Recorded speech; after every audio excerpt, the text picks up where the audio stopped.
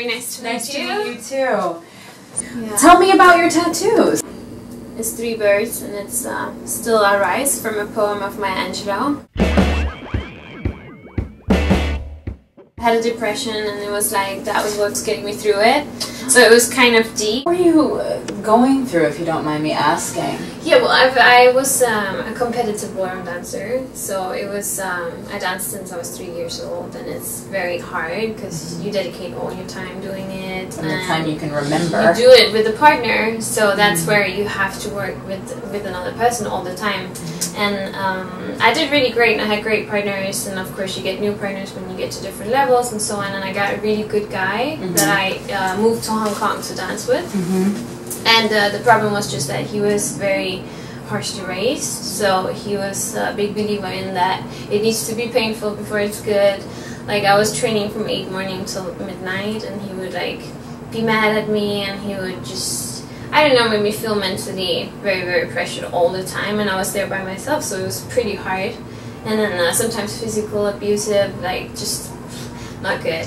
And I thought I could handle it. I knew who he was, so I was like, oh, I can deal with it. It doesn't matter. I need my career to go, you know, to the sky. So I was like, I don't care. But in the end, like, I couldn't. I just broke down, and I think the depression came from that was like my lifelong dream.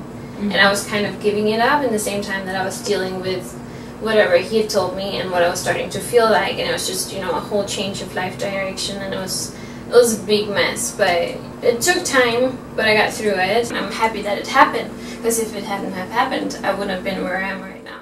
What have been some of your accomplishments since letting go of that abusive relationship? I did a music video with J-Lo, or I got to work with Fall Out Boys, Frankie J, Pitbull. I did So You Think You Can Dance. I was on Dancing with the Stars.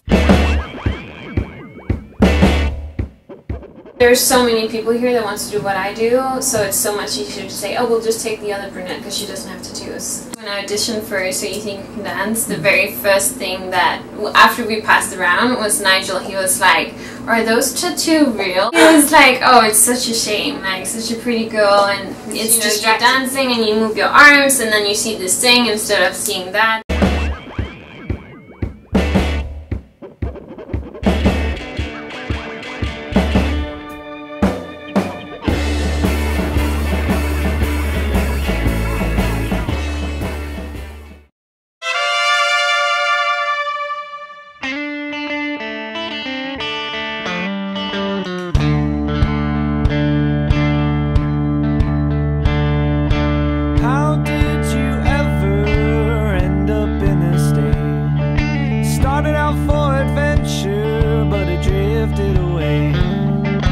Nothing's the way as it seems, even if it was planned. These evil deeds are built upon the weakness of your... So what did you think?